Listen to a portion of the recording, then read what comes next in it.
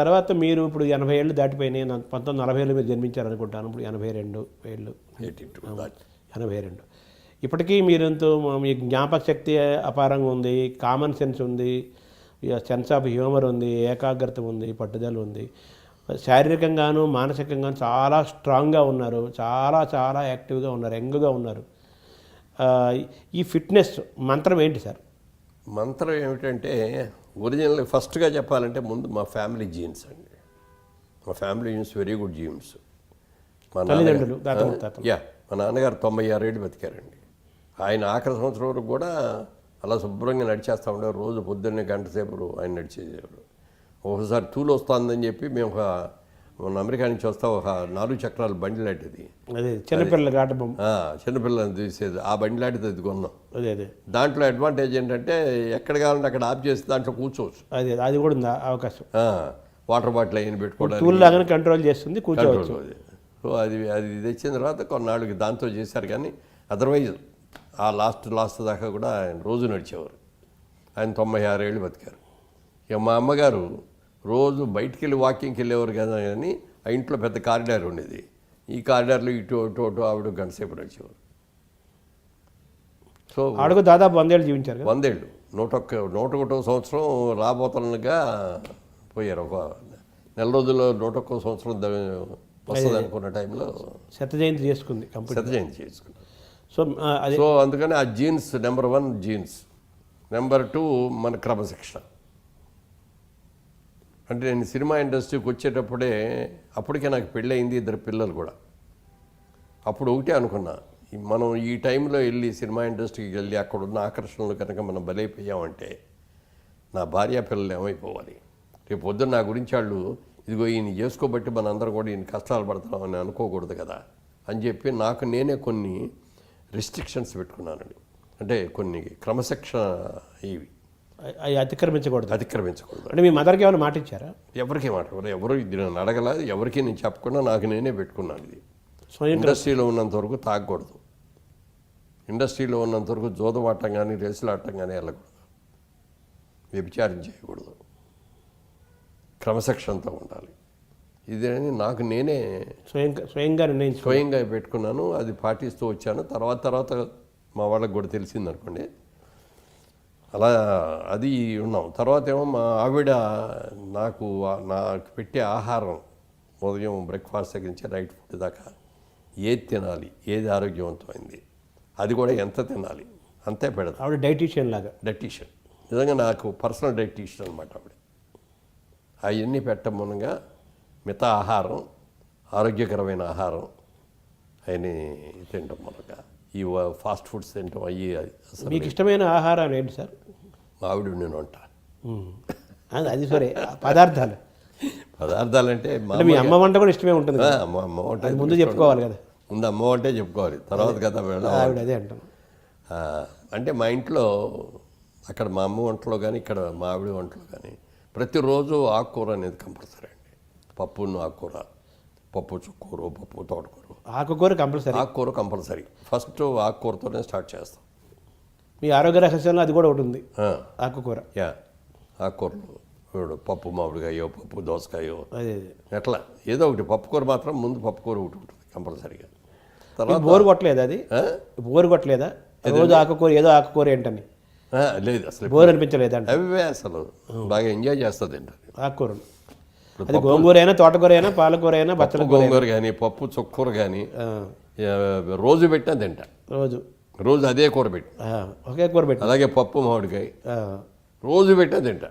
ఏది 320 రోజులు పెట్టినా కూడా తింటా. అంటే మీ అమ్మ వంటలో నుంచి అది అలవాటు అయి ఉంటుంది. తర్వాత మీ ఆవిడ ద్వారా అది కంటిన్యూ అయింది.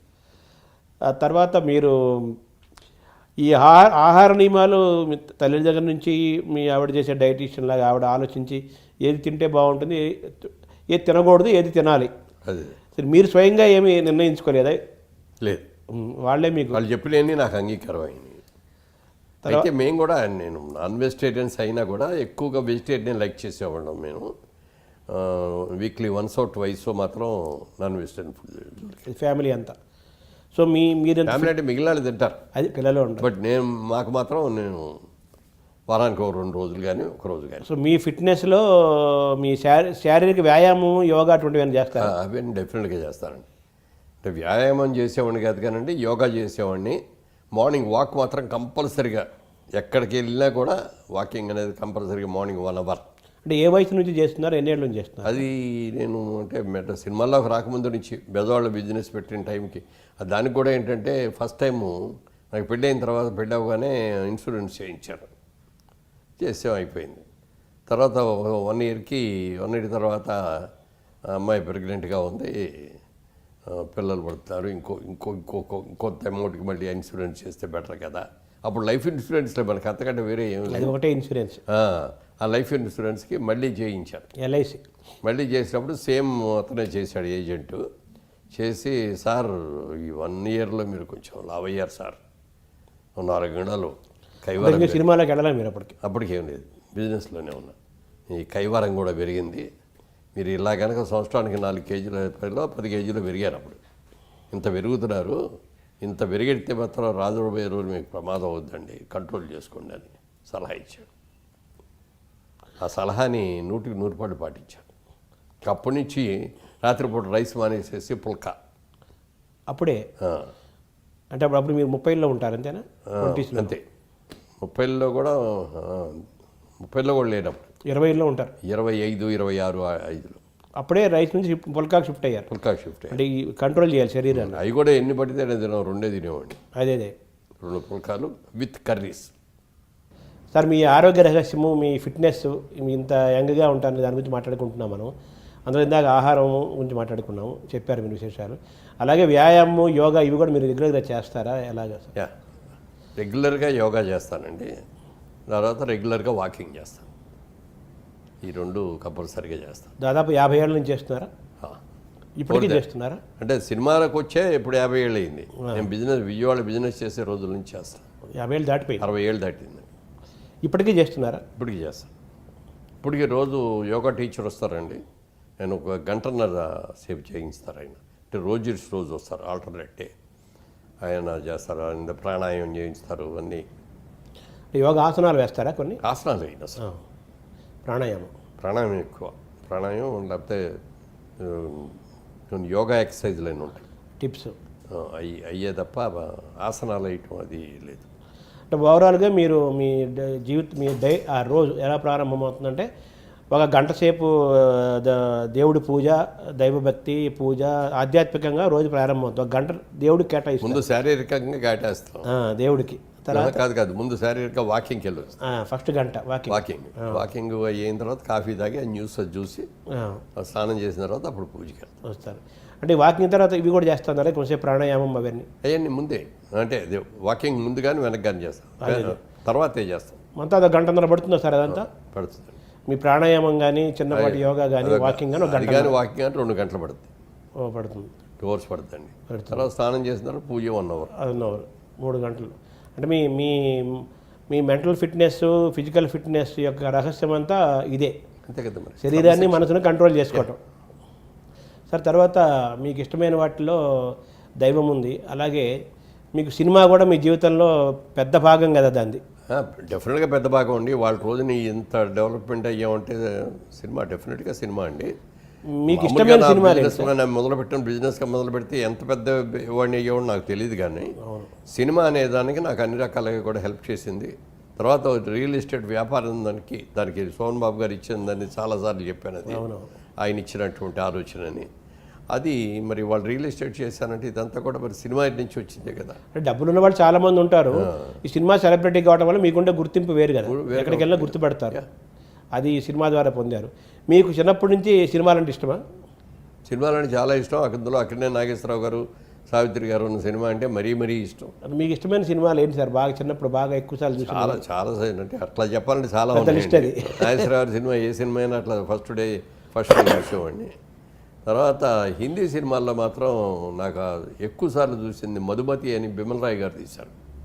దిలీప్ కుమార్ గారు వైజయంతిమాల యాక్ట్ చేశారు. ఆ సినిమా అంటే ఆ రోజుల్లో నాకు చాలా ఇష్టం. తర్వాత మీరు సినిమాల్లోకి వచ్చారు, మీరు స్వయంగా నటుడు 350 సినిమాల దాకా చేశారు. అలాగే మీరు స్వయంగా సినిమాలు నిర్మించారు, సినిమాలు నటించారు, నిర్మించారు, అనేక మందితో కలిసి పోషించారు. మీరు చేసిన మొత్తం ఇన్ని వందల సినిమాలలో ఇన్ని పాత్రలలో మీకు ఇష్టమైన సినిమాలు చెప్పుకోవాలంటే 1 2 3 4 5 ఎప్పుడు మీకు గుర్తొచ్చే సినిమాలు ఏమేమి సార్? దానికి నేను ఒకటే చెప్తాను, నీకు 2 కళ్ళు ఉన్నాయి, ఇందులో ఏ కన్ను అంటే ఇష్టం అని అడిగితే ఏం చెప్తామండి? 2 కళ్ళు ఇష్టమే. అలాగే నేను సినిమాలో నేను ఏ పాత్ర ఇచ్చినా అసమర్థతగా ఇది చేయలేకపోయాడు అందుకని సినిమా ఫెయిల్ అయిందనే మాట రాకుండా నా సాయశక్తిలో ఇది చేశాను. కొన్ని సక్సెస్ అవుతాయి, కొన్ని ఫెయిల్ అవుతాయి, మన చేతిలో ఏమి లేదు, అది వేరు. మన కృషి మనం చేయాలి, ఫలితం ప్రేక్షకులకి అప్పచెప్పాలి. అంటే పాత్ర పరంగా ఇది నేను చాలా తృప్తినిచ్చింది, చాలా గర్వంగా చెప్పుకోగలుగుతాను అనే పాత్రలు మీకు కొన్ని అంటే బయట సినిమాల్లో వచ్చినట్లోనేమో దాసర్ గారి సినిమాల్లో చాలా క్యారెక్టర్స్ వచ్చాయండి అట్లాంటివి. అలాగే క్రాంతి కుమార్ గారు తీసిన సినిమాలో, విజయబాబురెడ్డి గారు తీసిన సినిమాల్లో క్యారెక్టర్లు చాలా మంచి క్యారెక్టర్స్ చేశాను.